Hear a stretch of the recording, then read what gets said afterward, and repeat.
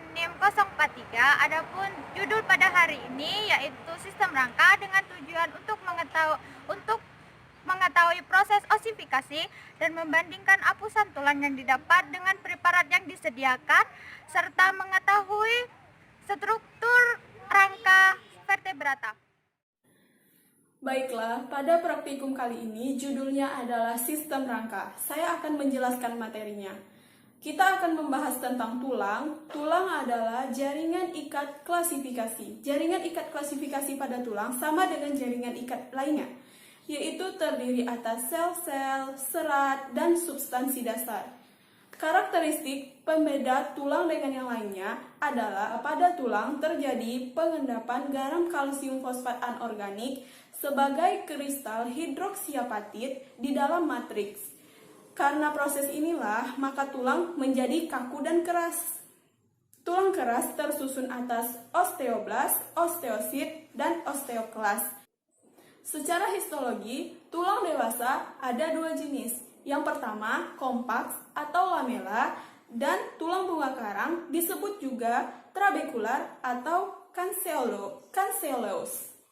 Pembentukan tulang disebut juga osteogenesis atau osifikasi. Ada dua jenis pembentukan tulang, yaitu osifikasi intermembran dan osifikasi endokondral. Pembentukan tulang dimulai dari sel-sel mesenkrim memasuki daerah osifikasi. Bila daerah tersebut mengandung banyak pembuluh darah, maka akan terbentuk osteoblas. Tetapi, jika daerah tersebut tidak mengandung pembuluh darah, maka akan terbentuk kondroblas. Oke, baik. Assalamualaikum warahmatullahi wabarakatuh. Di sini saya akan menjelaskan sedikit tentang sistem rangka. Sistem rangka pada manusia atau hewan adalah rangkaian tulang yang memberikan manusia atau hewan bentuk, struktur, dan gerak, dan perlindungan. Rangka juga berfungsi sebagai penghasil sel darah merah dan mineral, serta mampu melepaskan hormon yang diperlukan agar tubuh berfungsi dengan baik. Tidak seperti organ lainnya di dalam tubuh, komposisi tulang kuat dan padat. Tulang juga berfungsi untuk memproduksi sel-sel darah merah, serta memiliki saraf dan pembuluh getah, bening sendiri. Fungsi sistem rangka adalah sebagai berikut. Yang pertama adalah menopang dan memberikan bentuk tubuh.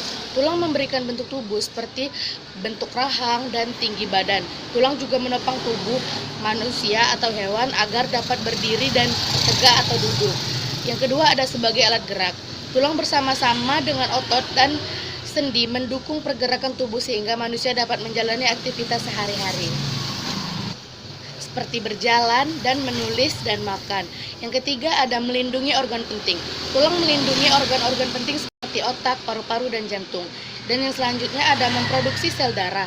Sumsum tulang merupakan bagian tulang yang berfungsi menghasilkan sel darah. Sumsum tulang yang bertekstur lunak dapat ditemukan pada rongga beberapa tulang tertentu. Selain menghasilkan sel darah, sumsum tulang juga membantu menghancurkan sel-sel darah merah yang sudah tua.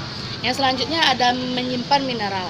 Sistem rangka manusia atau hewan menyimpan dua mineral penting, yakni kalsium dan fosfor.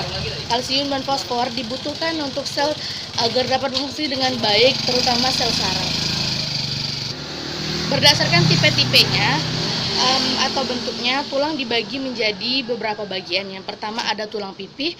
Tulang pipih memiliki permukaan yang datar dan lebar. Tulang pipih diantaranya ada seperti di tulang tenggorokan, tulang rusuk, dan tulang rahang bawah, tulang belikat, dan tulang dada. Yang selanjutnya ada tulang panjang. Tulang panjang berbentuk lurus dan tipis. Tulang yang tergolong tulang panjang yakni seperti tulang lengan atas, tulang paha, tulang pengumpil, dan tulang hasta, dan tulang kering. Lalu selanjutnya ada tulang pendek. Tulang pendek cenderung kecil dan berbuku. Yang termasuk ke dalam golongan ini diantaranya adalah tulang lutut dan tulang-tulang kaki dan tangan. Yang selanjutnya ada tulang tidak beraturan atau irregular. Tulang ini memiliki bentuk yang tidak sesuai dengan ketiga jenis tulang di atas. Contohnya ada tulang belakang. Tidak ketinggalan, enamel gigi juga tergolong ke dalam tulang. Enamel gigi juga melindungi saraf dan jaringan halus yang ada di dalam gigi, dan bahkan lebih kuat serta lebih tahan daripada tulang. Selain itu, ada persendian yang merupakan tempat bertemunya dua tulang. Ada sendi yang bisa digerakkan dan ada pula yang tidak bisa digerakkan. yang bisa digerakkan memungkinkan manusia untuk melakukan gerakan seperti memukuk, menulis, dan berputar. Salah satu jenis sendi yang paling utama adalah sendi engsel. Sendi engsel terdapat pada siku dan lutut, serta yang kecil terdapat pada jari-jari kaki dan tangan. Sendi ini hanya bisa membuka atau menutup salah satu arah saja. Jenis lain dari sendi bergerak yaitu sendi peluru dan pinggul dan bahu, serta sendi pelana dan telapak tangan. Sendi peluru memungkinkan pergerakan ke segala arah, sedangkan sendi pelana membuat kita dapat bergerak namun pergerakannya terbatas. Sekian sedikit penjelasan dari saya. Saya ucapkan terima kasih. Wassalamualaikum warahmatullahi wabarakatuh.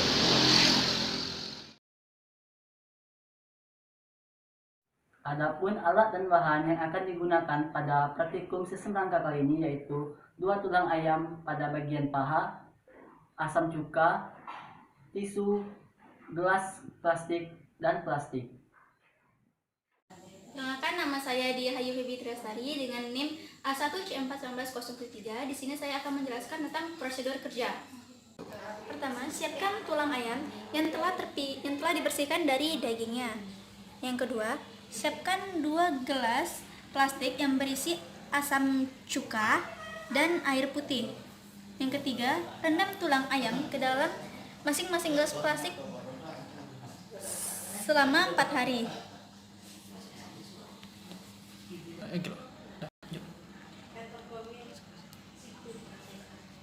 Keempat, bandingkan struktur tulang ayam sebelum dan sesudah direndam asam cuka dan aquades. Selanjutnya akan dijelaskan oleh teman saya. Baiklah, perkenalkan, nama saya Noven Prasetyo dengan NIM A1C41913. Di sini saya akan menjelaskan hasil dari percobaan sistem rangka ini, di mana di sini ada tulang paha ayam yang direndam dengan air biasa dan satunya lagi direndam menggunakan air cuka. Nah, untuk tulang ayam yang direndam menggunakan air cuka ini mengalami perubahan struktur yang menjadi lentur dan perubahan warna yang menjadi lebih gelap, keunguan. Nah, hal tersebut dikarenakan pada air cuka ini berfungsi sebagai mineral yang membentuk endapan di dalam larutan cuka tersebut, sehingga zat kapur yang mengisi ruang antar sel pada tulang itu akan menghilang secara perlahan-lahan dan menyebabkan bentuk tulang dari yang direndam oleh air cuka ini dapat lentur atau elastis. Sedangkan untuk tulang yang direndam menggunakan air biasa ini tidak mengalami perubahan tekstur, melainkan dia mengalami pembusukan karena dilingkupi oleh oksigen. Nah, untuk perendaman kedua tulang ini dilakukan selama 5 hari. Sekian dari hasil percobaan yang telah saya jelaskan. Lebih dan kurangnya mohon maaf. Wassalamualaikum warahmatullahi wabarakatuh.